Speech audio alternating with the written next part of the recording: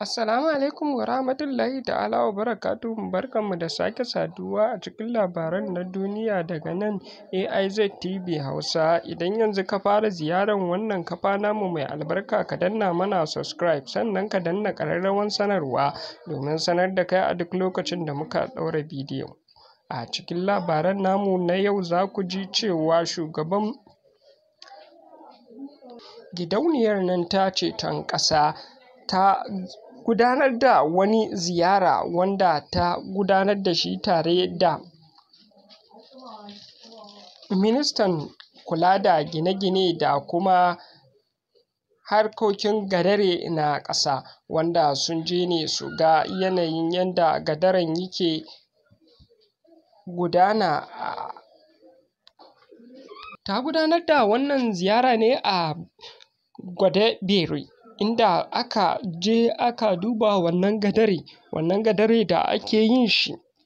wanda yake ƙarƙashin kulawar shugabancin ƙasa, wanda ake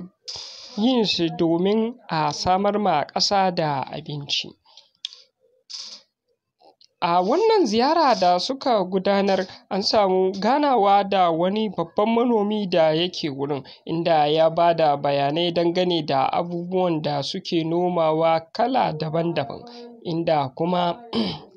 ya yi bayanin matsalan da suke fuskanta, inda ya ce a inda suke gudanar da irin wannan noma suna noma irin su gwanda da dai sauran kayayyakin amfanin gona irin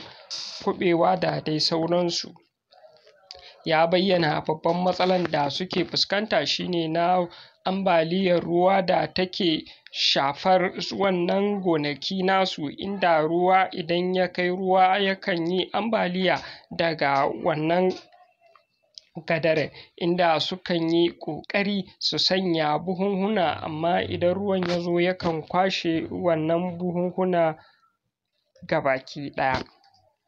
A cewarsa suna buƙatar gwamnati, kamar yadda ta zo ta ga wannan abun nasu, a taimaka musu kafin damina ta nuna sosai, wurin taimaka musu da katange wannan gadare domin kada ya shafi amfaninsu, domin idan ruwan ya kai ruwa shafe amfanin yake yi, kuma ya shafe dukkanin wani amfani da yake wajen. Ya ce suna noma wurin da ya kai ma hekta 17, wanda a wannan hekta 17 suna samar ma ƙasa da abinci mabambanta da kuma nau'in kayayyakin lambu daban-daban. Ya ce a gonakin nasu za ka samu rogo da kuma gwanda da kuma tumatir da sauran kayayyakin nau'in amfani. Ya ce wannan gadare yana taimakawa jama'a wurin samar musu da aikin yi, domin kuwa jama'a da dama ne suke cin abinci a ƙarƙashin wannan gona nasu. A cewarsa suna kama ga masu noma da sa taki da dai sauran abubuwa da ba a rasa ba. Ya ce na ɗaya daga cikin ƙalubalen da suke fuskanta da suka fara noman, sun fahimci wurin yana da iska da yawa, don haka